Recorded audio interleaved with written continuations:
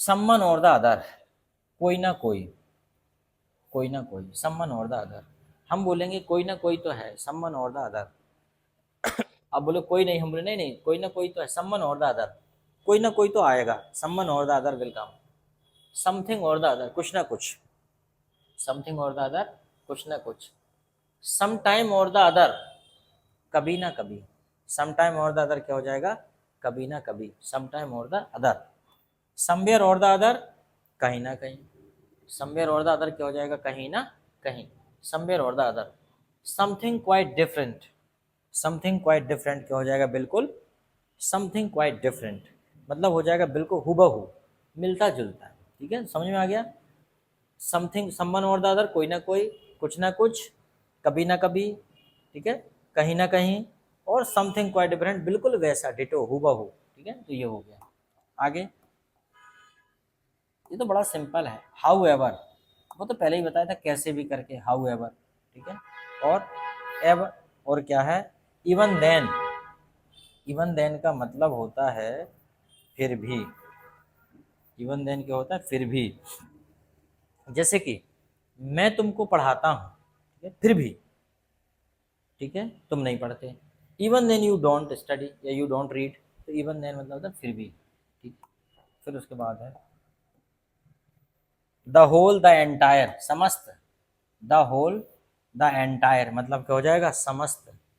The whole the entire, the whole world, the entire world. इनका भी मैं एक दिन मतलब समझाऊंगा, अभी टाइम लगेगा। होल और एंटायर में क्या फ़र्क है, ठीक है, होल और एंटायर में क्या फ़र्क है। अभी आपको एक जैसा लग रहा होगा कि सब एक सा है ना, पर एक सा नहीं है, काफ़ी अंतर है। अभी तो समस्त है। ठीक है, देयर फॉर, इसीलिए क्या होता है, देयर फॉर, इसीलिए। सो का मतलब होता है ताकि, इसे इसलिए भी बोल सकते हैं और ताकि भी बोल सकते हैं।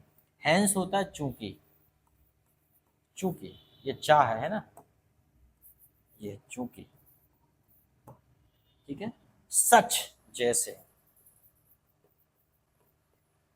जैसे कि एक एक एग्जाम्पल बता देता हूं मैं आपको। जैसे कि देयर फॉर, इसीलिए मैं कहता हूं, there for I say don't repeat this mistake again. Okay, don't go there, there for, ताकि, so. I teach you so that you can learn. ठीक है, तो बात सो की आ गई। हैंस, हैंस चूंकि, hence I am a teacher, my responsibility to teach you. तो ये हैंस का प्रयोग यहाँ पे करते हैं। हैंस प्रूफ, आपने वहाँ मैथ्स में भी देखा होगा, चूंकि यह सिद्ध हो गया, हैंस प्रूफ। उसके बाद है सच, यहाँ पे कई सुविधाएं हैं, there are many facilities here. Such as, such लगा के हम बोलते जाते हैं, such as projector, smart board, ठीक है ना। उसके बाद cameras, okay, mic, there are so many things. Okay,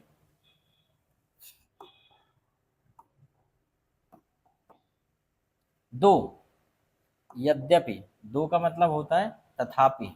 दो का मतलब क्या होता है, तथापि। और ऑल्दो का मतलब होता है यद्यपि, क्या होता है, सॉरी, यद्यपि, यद्यपि। तो 10 का मतलब होता है इसलिए। इनको जब आप बुक में पढ़ेंगे और अगर आपको ये आ गया समझ में, दो, तथापि, तथापि। जैसे कि he did not touch the money दो ही वॉज पुअर, उसने पैसे को नहीं छुआ जबकि वो गरीब था। तथापि वह गरीब था फिर भी उसने पैसे को नहीं छुआ। ऑल्दो का प्रयोग भी सेम प्लेस पे होगा। He did not steel money, he did not eat food although he was hungry for 4 days, वह 4 दिन से भूखा था फिर भी उसने खाना नहीं खाया। यद्यपि वह 4 दिन से भूखा था, यद्यपि पर उसने खाना नहीं खाया। 10, जैसे कि ही स्टार्ट ईटिंग फूड रैपिडली, दस he was hungry for many days, क्योंकि वो है, क्योंकि दस he was hungry for many days, इसलिए क्योंकि वो बहुत दिन से भूखा था। तो यहाँ पे इसका प्रयोग करेंगे हम। ठीक है, एनी प्रॉब्लम, कोई प्रॉब्लम होगी तो अगली बार जब करूँगा तो फिर देख लेना। टू एंड फ्रो, यहाँ इसका मतलब होता है यहाँ वहाँ या आना जाना। टू एंड फ्रो का मतलब होता है आना जाना। हेयर एंड देयर, यहाँ वहाँ। टू एंड फ्रो मतलब होता है आना जाना। जैसे आप कहीं जाते हैं तो आपसे कहते हैं सो मी और टू एंड फ्रो, आने जाने का एक्सपेंस बताइए, तो हम आपको पे कर दे रहे हैं, टू एंड फ्रो। ठीक है, टू अटेंड एमिनेंस, ठीक है, टू अटेंड एमिनेंस, इसको छोड़ो, टू अटेंड ये काम। टू अटेंड एमिनेंस मतलब होता है कि अटेंड ठीक। टू अटेन एमिनेंस का मतलब होता है, जैसे टू अटेन एमिनेंस मतलब होता है नज़दीकी। उसके बाद एस्टरडे, एस्टरडे क्या हो जाएगा, एस्टरडे मतलब होता है बीता हुआ कल। टुडे मतलब होता है आज, टुमारो मतलब होता है आने वाला कल। डे आफ्टर टुमारो मतलब हो जाता है परसों, क्या हो जाएगा, परसों, ठीक है। और डे बिफोर एस्टरडे मतलब क्या हो जाता है, बीता हुआ परसों। परसों कौन सा, बीता हुआ, बीता हुआ। ये चीज़ें आपको आनी चाहिए। Day before yesterday, day after tomorrow मतलब आने वाला कल, और डे बिफोर एस्टरडे मतलब बीता हुआ परसों, ठीक है। ठीक, डे आफ्टर टुमारो मतलब आने वाला परसों, ठीक है। चलो 1 मिनट, मैं सोच रहा हूँ फटाक से इसको एंड कर दूँ। हाँ, इन बोर्ड डे लाइट, इसका मतलब होता है भाई, एक वर्ड है इन बोर्ड डे लाइट, मतलब होता है दिन दहाड़े। क्या होगा, दिन दहाड़े। जब तुम ये सीख जाओगे ना, और जब बुक पढ़ोगे और जब आपको इंग्लिश समझ में आएगी, तो आपको बड़ा अच्छा लगेगा कि वाह यार, सर ने बता दिया, हमें आसानी हो रही। इन बोर्ड डे लाइट मतलब होता है दिन दहाड़े। हाउ एवर मतलब कैसे भी। फॉर द सेक ऑफ, भलाई के लिए, भलाई के लिए। अगर मैं ऐसा कर दूं for the sake of you, तो आपकी भलाई के लिए। इवन इफ, इसका मतलब हो जाएगा भले ही, क्या हो जाएगा, भले ही। इवन दो, यद्यपि, इसका मतलब हो जाएगा यद्यपि, even though. Never the less, इतना सा भी नहीं, इतना सा भी नहीं।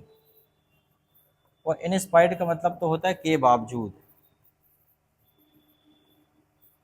तो हिंदी भाषी हैं उनको तो आसानी से समझ में आ रहा होगा कि नेवर द लेस होता है के बावजूद, इन नेवर द लेस होता है इतना सा भी नहीं, नेवर द लेस, ठीक है। यूज इनका कर लेना आप। फिर उसके बाद है, चलो ठीक है, इनफ। तो आज के लिए इतना काफ़ी है। अगर वीडियो अच्छा लगता हो तो कमेंट्स करके ज़रूर बताइएगा कि नाइस वीडियो है।